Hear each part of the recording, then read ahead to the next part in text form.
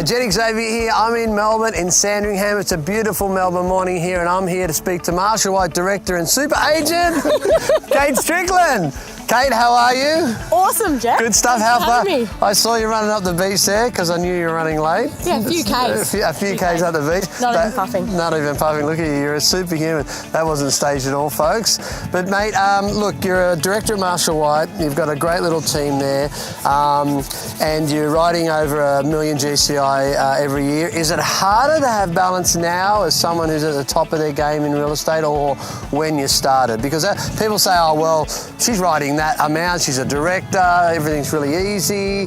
I think it would be a bit harder, wouldn't it? Or yeah, it's to get that balance. Yeah, tough question. I think when you're starting out, you're grinding, so you sort of you're having to put in so much time and effort, and you want to be first in and last to leave. Yes. So it's hard to have balance at the beginning.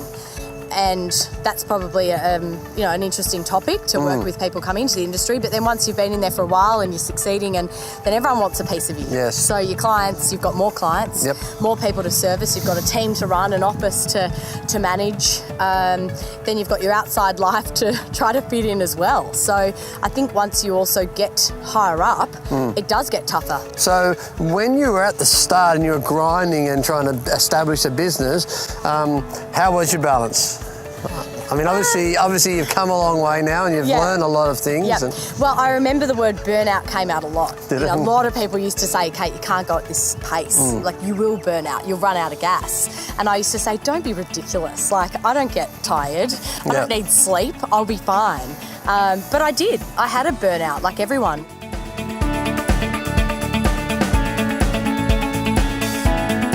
So obviously the family influence has been really big around your health and fitness and well-being, but why are you so passionate about it? I think I've had a journey of my own.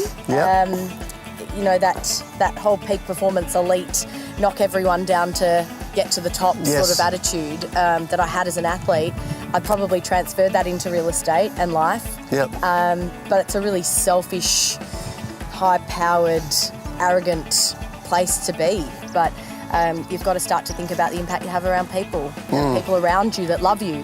And when you're putting your clients first and real estate first and earning money first and your growth, you've got to think, well, who's actually being left in my path? So for me, you know, I had a breakdown in my marriage, a man I was with half my life. That we had a cool journey, and that's great, and we're still friends, but that came to an end, and I think a part of it was I just became really destructive in trying to be the best I could be. So I think from that I had to step back, look at myself and make some serious changes and think, well, what actual legacy am I leaving here? What are people talking about me in a lounge room when I'm not there?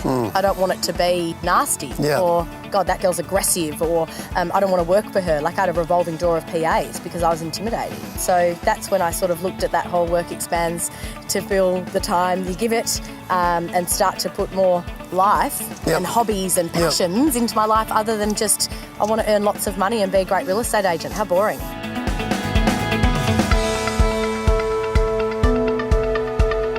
To actually have that realisation that the person that you're most in love with doesn't feel loved because you're never around and you don't put them first. It was awful. And I didn't even realise at the time. I was going through so much grief and I was angry, and when everything fell apart, and then to look back and reflect and just think, like, that is just not acceptable.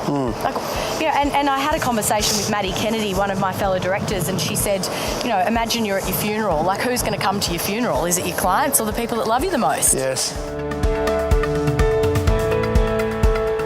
Well, look, thanks for your time. I really appreciate it. I know you're a busy person, but I know you've also got a lot of massive amounts of balance. Tell me just a little bit about Revive 2017. You're going to be a key speaker at it. Why are you looking forward to speaking at Revive?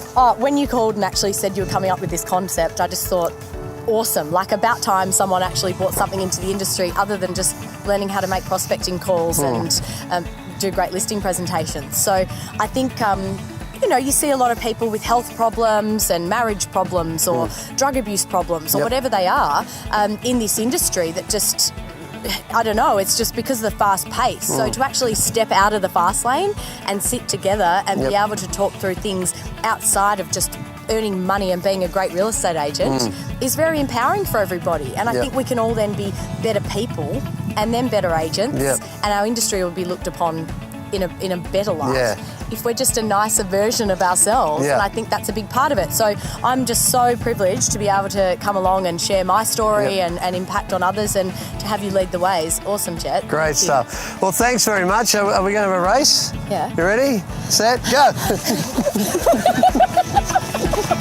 I've got you.